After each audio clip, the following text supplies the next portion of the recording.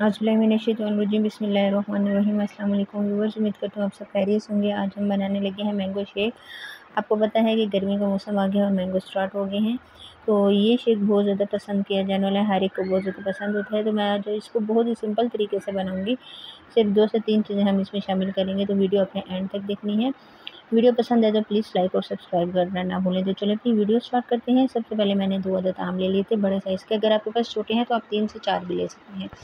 इनको मैंने वॉश करके इनका जो छिलका था वो रिमूव कर दिया। अब हम इसको क्या करेंगे कि इसको पीसेस में काट लेंगे, ठीक है ना।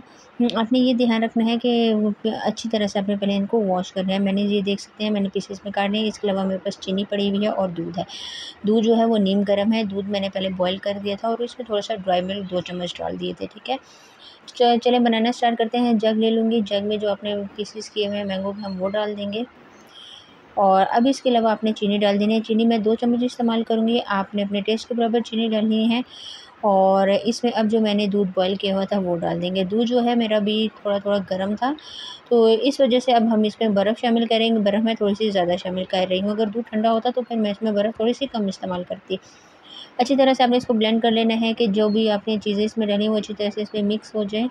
और तकरीबन 4 से 5 मिनट आपने मज़ीद इसको ब्लेंड करना है। आप ये देख सकते हैं कितना माशाल्लाह से खूबसूरत कलर आया है और बहुत ही यम्मी लग रहा था, बहुत गाढ़ा-गाढ़ा ये तैयार हुआ था। तो चलिए अब इसको ग्लास में सर्व कर लेते हैं। आपने 2 खूबसूरत से ग्लास ले लेने हैं और इसमें हम डाल देंगे। ये आप देख सकते हैं कि इसके मतलब कि कितने मज़े का ये बना है।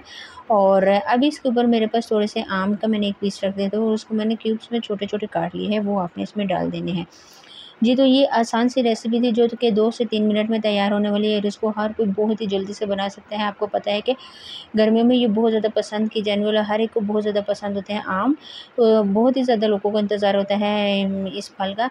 तो रेसिपी आपने ज़रूर ट्राई करनी है। ट्राई करके आपने मुझे कमेंट्स में बताना है। आज के लिए इतना ही। चलिए नेक्स्ट वीडियो में मुलाकात होगी, तब तक के लिए अल्लाह हाफ़िज़।